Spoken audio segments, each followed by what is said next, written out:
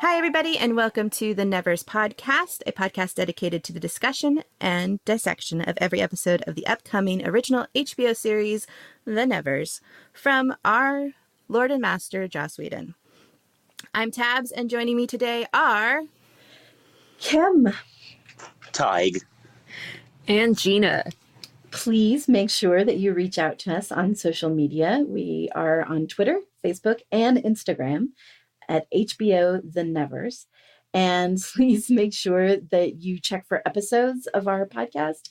You can find them on iTunes, Stitcher, or wherever you get your friendly neighborhood podcasts. This is a podcast where we'll be deep diving into every episode of The Nevers, providing you with different points of view and our thoughts on each episode. When we're not discussing the specific episodes, you can hear from us in a separate episode that we'll be calling the News episode, tackling the various rumours, news and any other events that we feel you need to know that have broken since the last episode.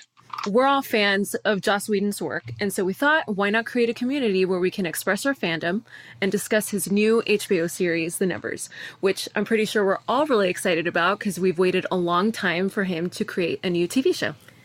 A very long time. How long has it been since Dollhouse? The first episode aired on the 13th of February 2009, so it's been more than 10 years, which is kind of crazy for a person with the prolific work that Joss Whedon has. Well, if you ask Joss, he'll say he's been kind of trapped in the Marvel machine. But now he is free, and it's very exciting. No way, he did Marvel? That's crazy.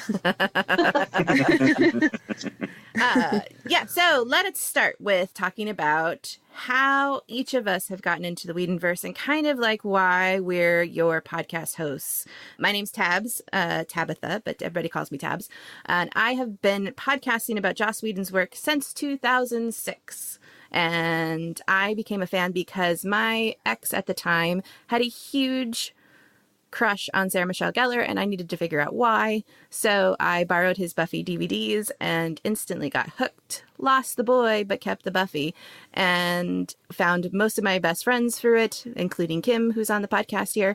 And we decided to start a podcast empire. We did a audio drama with Buffy, and basically fell in love with Joss Whedon and everything he's ever done, including going back to figuring out that he had written episodes of Roseanne and loved all of that too.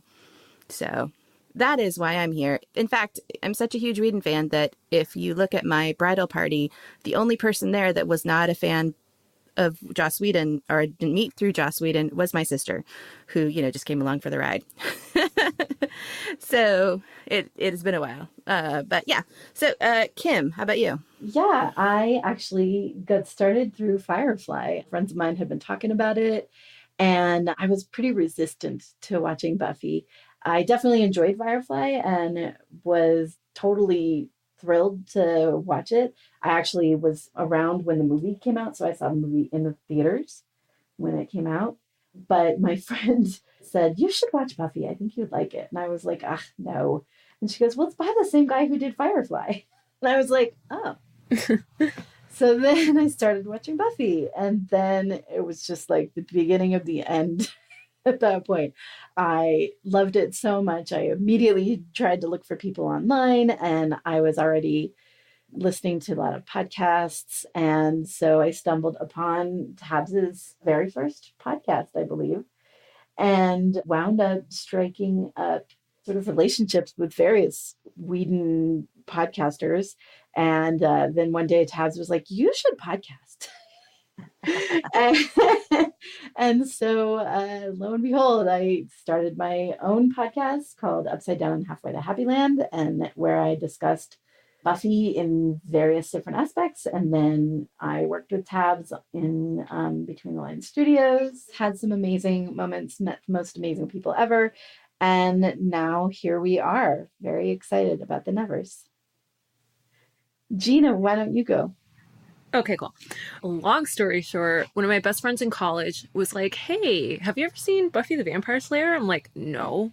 And at the time, me and my twin sister had never finished or really watched TV shows. We're really like big film people. So he's like, "I know it's 7 seasons, and then there's a spin-off show that I want to watch like at the same time when we have to. So like, are you guys down? And we're like, I'm sorry, Buffy the Vampire Slayer, like that title sounds so stupid and we're probably not going to like it.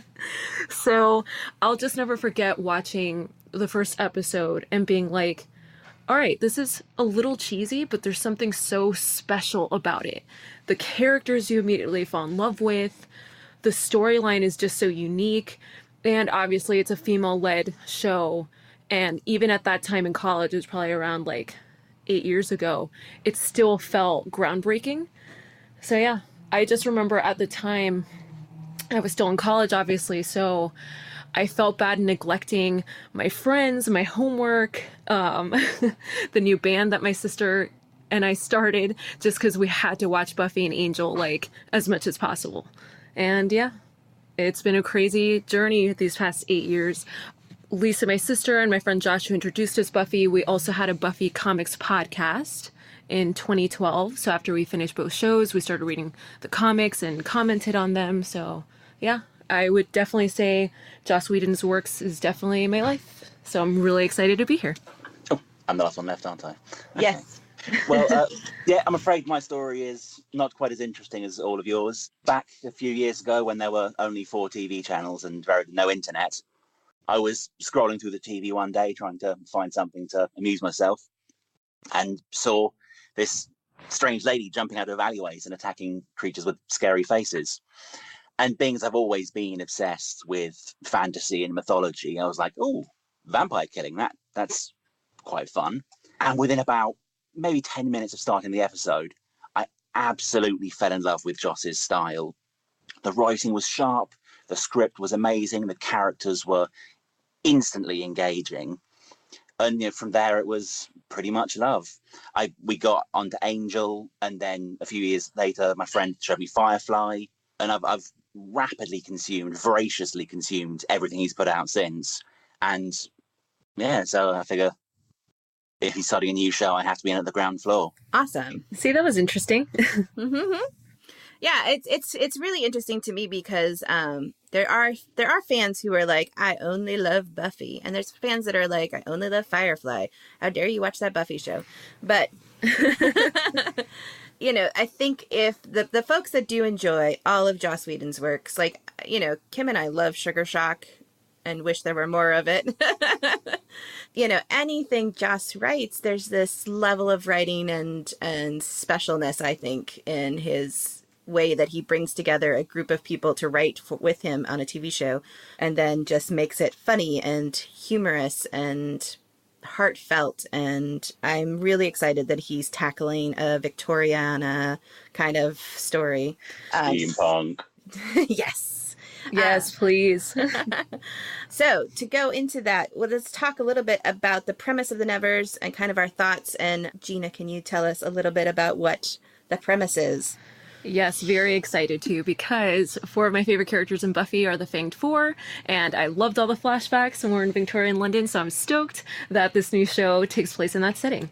So the short synopsis for the Nevers from IMDb is an epic science fiction drama. A gang of Victorian women find themselves with unusual abilities, relentless enemies, and a mission that might change the world.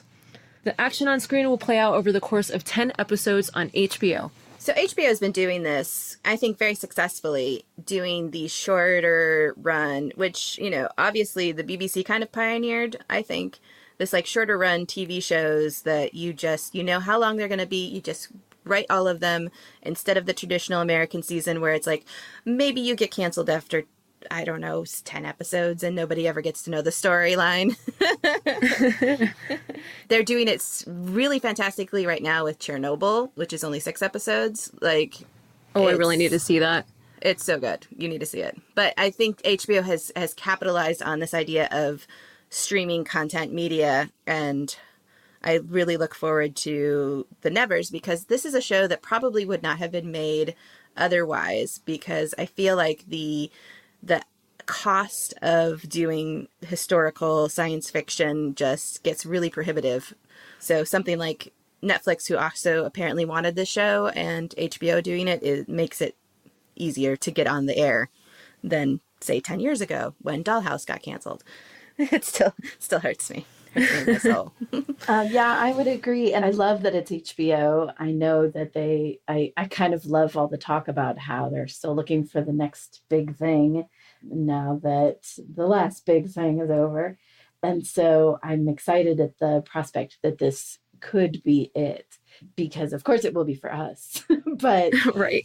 and I have mixed feelings of when Joss becomes popular, because it's always a little bit of a weird situation where we're always like, wait, hold on. You don't wait. He's popular now? Oh, okay, fine. Everybody likes him now.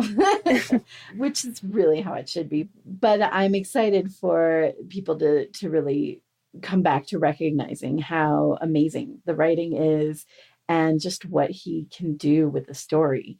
And I'm pretty jazzed about that. And I love the idea of the Victorian setting. I think that's going to be amazing. I really, really like some of the things that I've read about it, where they're really trying to put the sort of important things in today's society into this story, like with ownership of the way the name of the show is. He calls it the Nevers because these are people that never should have existed. And so now they're just owning that, much like a lot of marginalized groups are doing throughout the world these days. So I love that it's still on point and still relevant today. And I'm excited about where he's going to go with that. Really quick. So I'm sure you, Kim, and Tabs were there as well, potentially. But I believe in 2015 at San Diego Comic-Con, Joss Whedon announced a new comic book called Twist that was supposed to come out in Dark Horse Comics, and it was supposed to take place in the Victorian era, and it was supposed to be obviously a female main character. So it's really interesting that never came out, and I'm curious if that story has anything to do with the Nevers, if he just kind of expanded on it, and I feel like he did, and hopefully he did, because the Twist comic was supposed to be about why Joss said, why isn't there a Victorian female Batman? So if there's any character like that in the Nevers, that would be amazing. And it's just really interesting. It's interesting that he was going to make a comic about something that is sort of related to this. So I'm curious if, I'm sure he'll bring that up in interviews in the future once the show starts. But yeah, I'm super excited. Yeah, I have to admit I'm drooling a little bit because my very first fandom is Sherlock Holmes. So Victoria era is huge for me. And I'm trying not to get too excited because I know also this is science fiction. So I don't know how much Victoriana will actually get into it other than, hey, they look nice in these Victorian clothes.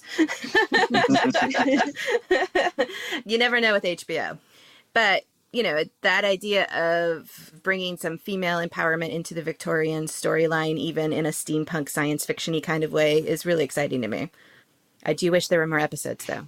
It's going to be hard to just do 10. I'm just hoping that, like, by default, they're already thinking, we're going to have a season 2.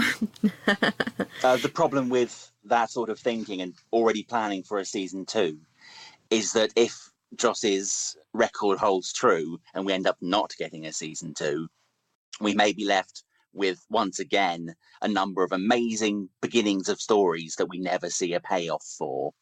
So while I'm obviously hoping that we get many, many seasons to come over many, many years, I do hope he uses those 10 episodes to tell a relatively self-contained, self-sustaining plot. Yeah, and in fact, one of the things that I know we've talked about in the past, Tubbs, is that Joss has this history and habit of not really like throwing in some sort of significant twist or something like that really hooks you on episode 6. Yes. And if we have to wait until episode 6 of this show, it's not going to be great because we will already be more than halfway through the whole series.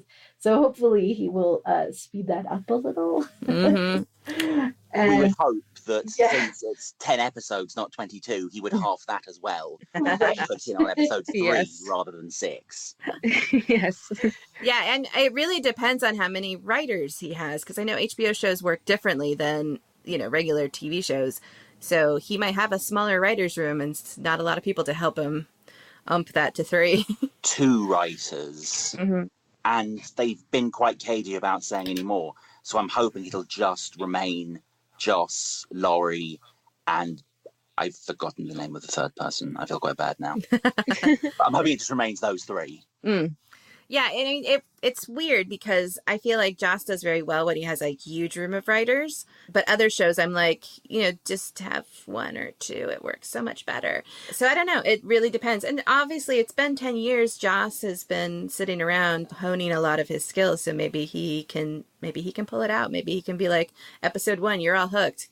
Go.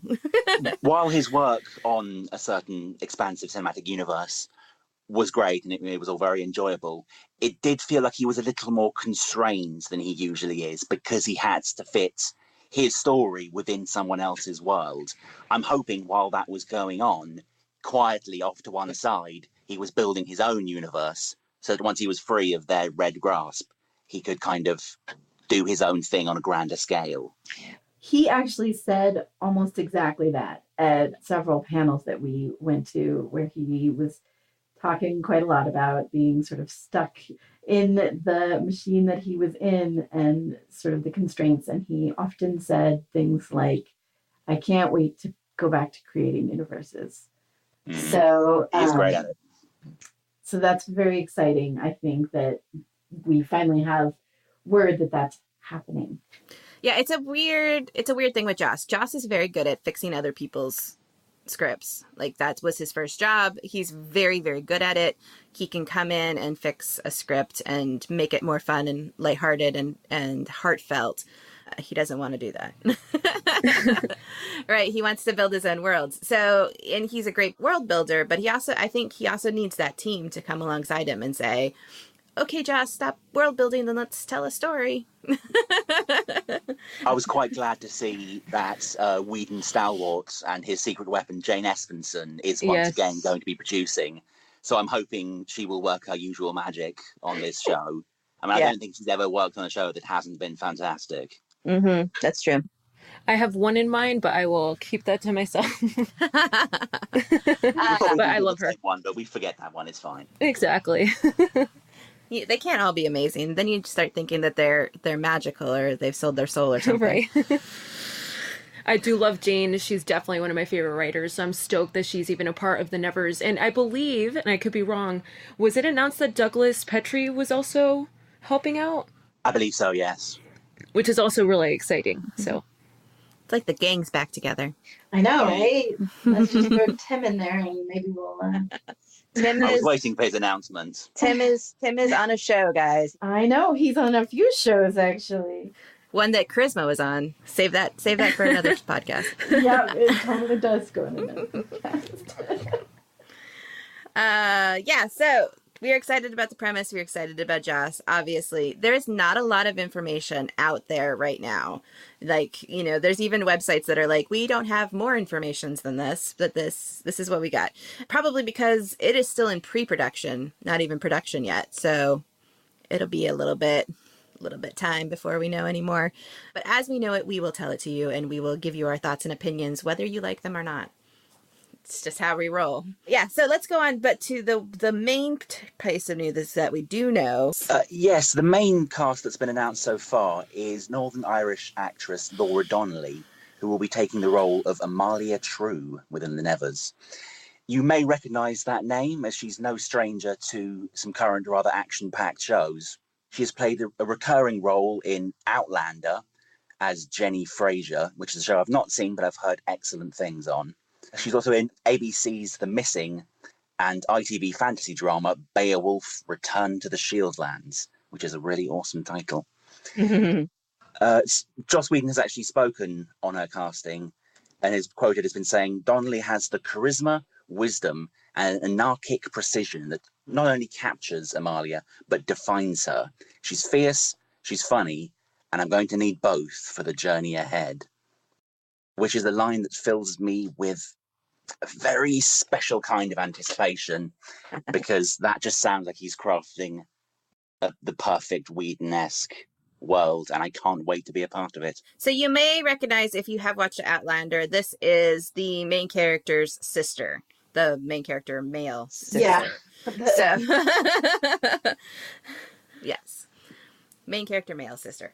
So yeah, I thought she did fantastic in I've only watched up to season 3 of Outlander, but she's like a fierce, like strong woman in that show. So I'm excited that she's in the Nevers because I think she can bring that same feisty attitude. I'm definitely going to be watching Outlander now because I'm like such a geek when people are announced to do new things. I'm like, now I have to watch everything they've ever done. So at least the Outlander for sure. And I love that description that Joss Whedon gave about Donnelly and about Amalia, because I feel like there's still so many people nowadays that are like, oh, a strong female character is someone that's really strong and can beat people up. And like, yeah, that could definitely be part of it. But everything that Joss said describing both Donnelly and Amalia is complex. And I feel like that's the best kind of strong female characters, is complex ones. And obviously, not only would Joss Whedon do that, but it seems like he is based off this quote alone. And that gets me really happy. And that's just one character, and I can't wait to even hear about the rest. I think Joss definitely has an amazing history with creating these incredibly complex characters. Going back to Buffy, one of the arcs that I was most surprised by and really found myself enjoying as time grew by was Cordelia's, who in season 1 goes for, you would easily pass her off as just the typical, head cheerleader. Then like, oh yeah, she's background. But then as the show goes on, she becomes this amazing character. And then she transitions to Angel and it becomes even deeper and even more amazing. And he does this in every show. All his characters have this great depth. And I can't wait to see what he can do when he's given sort of free reign and a slightly larger scope to work with. Yeah, and one of the things that Joss has said is that he learned from after Buffy, from Firefly, and even a little bit, I think, with Angel, was that he knew that he needed to have a team rather than just a one person to focus on. And so, like, even if you notice in Dollhouse, he definitely, even though Echo was the main point of the story, you really did get to examine and look at all of the other characters involved. So I really hope that he does something similar with this too, even though she might be the main person that we see, we get a team. And I think that along with that, hopefully we will get the same sort of level of camaraderie and excitement for the product that we got with Firefly and their cast. Because you hear about casts that get along and you hear about casts that don't. And overall, it feels like the ones where they have such a familial sort of environment, those tend to be the shows that we end up loving and embracing quite a lot. So I really hope that with her, we end up getting some of that. And the fact that Joss is excited about her, thinks that she's fierce and funny, that's really a good sign. Yeah, I know with a smaller production time, it's a little different than the American shooting schedule where it's like for 9 months out of the year, you're filming with these people. So also is a bigger scale production. So something like Game of Thrones or something like that, where it filmed for a long time, just shooting all 10 episodes at the same time. I think hopefully that brings that sense of camaraderie. I'm really curious about where they will shoot to be, Victoriana. I'm assuming it's going to be somewhere in England.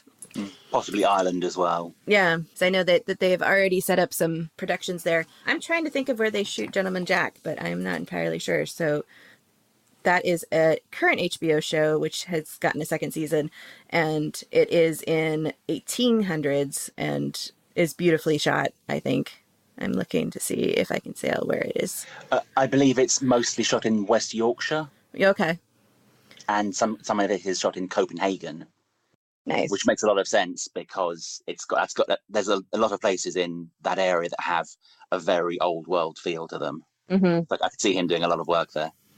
Yeah, that's the one thing I am excited about with this production is HBO has already done some historical dramas very, very well. So they know where to film and they can jump all over Europe and and get it done. I'm reading this article and it says HBO programming chief Casey Bloy gave The Wrap a status on the Nevers, and this was published in April 15th 2019. And he basically said, Whedon has been furiously writing the scripts. He's been writing, he has a staff, and we're shooting this summer. And then it says, Blois couldn't give us an exact production start date, but it's sometime this summer in London. So that's super exciting. I can try and find out where it is and crash the set if you'd like. Please, please do. We will send several people there. Yes. Excellent.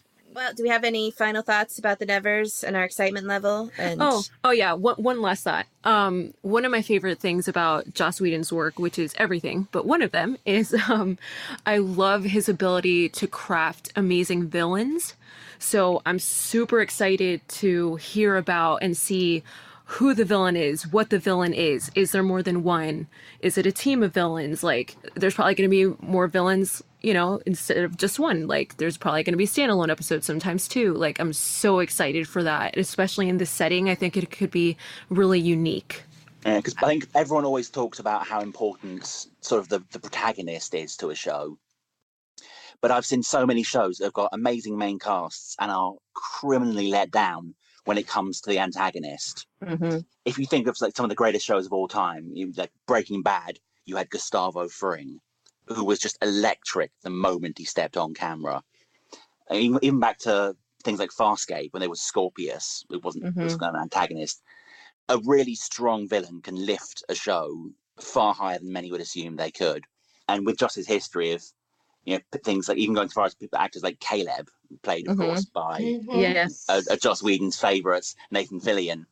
I think, you know, he's got a habit of making villains that you hate, but have to love a little bit as well. Yeah.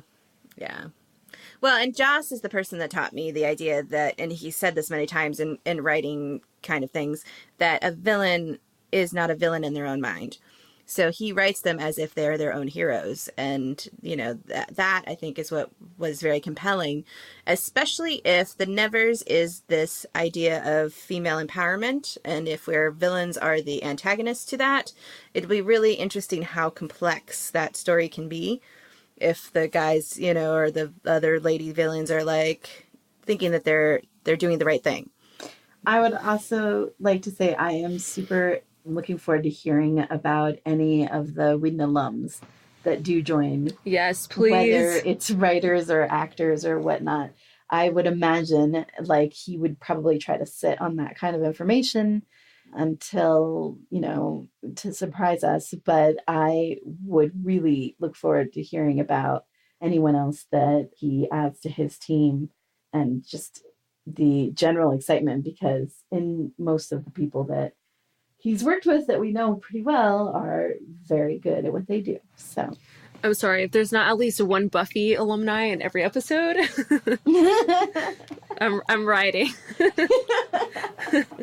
I would just note that Amy Acker has recently become sort of untethered, so I'm sure she'd be more than willing to return and work with Joss again.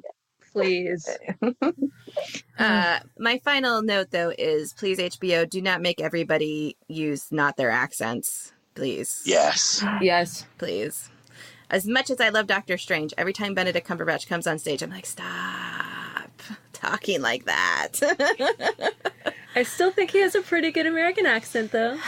He just, no. He needs to talk. He needs to speak in his original accent. Yeah, I don't know why they would change it. Like, he could totally be a British doctor in New York, you know? Right. But, you know, that's my note to HBO. Please let people speak in their correct accents. Especially since you're doing Victorian times, you know. It works. I will say in Chernobyl, though, it's a little weird that they all have British accents, but, you know, I overlook it. As long as we don't get another Dick Van Dyke level British accent, I'll be fine. Yeah. Just no. All right. Well, thank you, everybody, for joining us and tuning in. And thank you to my co-hosts for joining me and going through this wonderful tromp through why we love Joss Whedon so much. And we will definitely be listening and hearing and ravenously consuming any news we can about the Nevers and bringing it back to you guys. If you have any questions or comments, please feel free to write to us at theneverspodcast@gmail.com. And we may even read them on the next episode. Please make sure that you remember to subscribe and rate us, because every review will just add that much more attention to us. And maybe we can get some traction here. And speaking of craving attention, if you're on social media, please remember to follow us on Facebook, Twitter, and Instagram at HBO The Nevers. All right, everybody. Again, my name is Tabs. I am your host. And if you would like to find me on the wonderful world of the internet, you can either find me at Tabs or at SoupComTabs. That stands for the Spring Commander of the internet. Kim? You can find me at pretty much anything Athena Muse. Keep it Ty? simple. I'm not really on social media. I don't like to talk to people. But you can, if you want to send him an email, Kim gave you your email. You just send him an email. I love it. And I'm Gina. I am on Twitter and Instagram at Gina Gemini. The Gemini is spelled Gemeni. And please find me. I would love to talk anything Joss Whedon. Yay. So that's it from all of us. Thanks you for listening, and we will be back as soon as we can. Bye.